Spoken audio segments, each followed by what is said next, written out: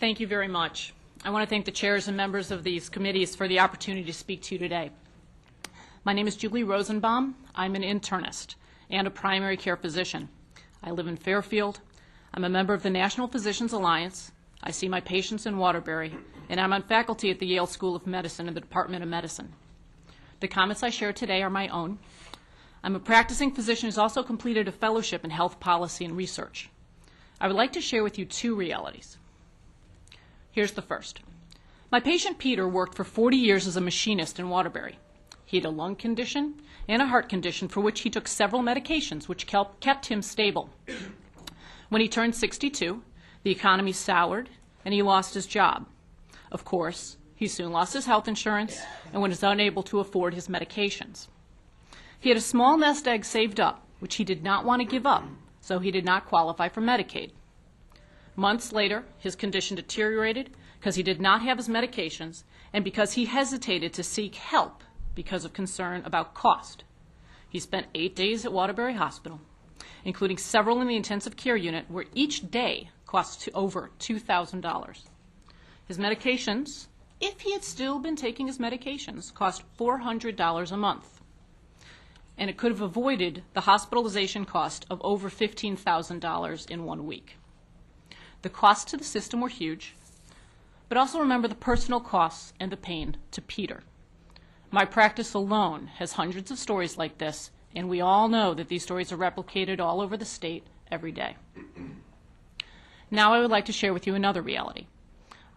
I like to imagine a world where I have a robust electronic medical record and a system in my office to make sure that no one falls through the cracks, including having nurses to help follow up if a patient misses an appointment or have issues with their medications. A world where I get paid not by how many patients I see in a day or how many procedures I do, but how well I can keep my patients healthy. In this world, Peter would not have been lost to follow-up, and the hospitalization could have been avoided. Most of what I described is not a fantasy, but a highly functioning patient-centered medical home. And these already exist in many places in this country, including Group Health of Seattle and Geisinger in Pennsylvania. With SustiNet, Connecticut can do this too.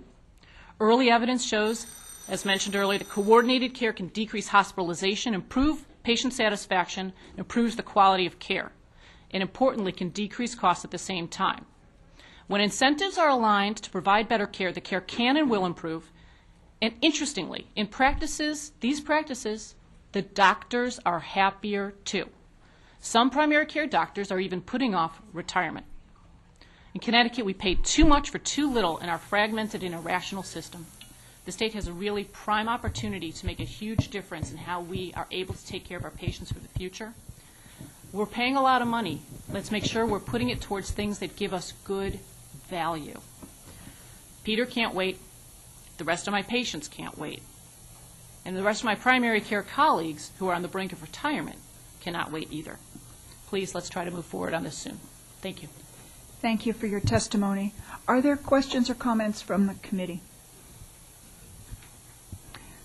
Thank you very much. I want to thank you particularly for giving us a real-life illustration of the patient-centered medical home, because this is a concept I know many of us have wrestled with in trying to understand, and simply reading it in the literature does not probably describe it as well as you did.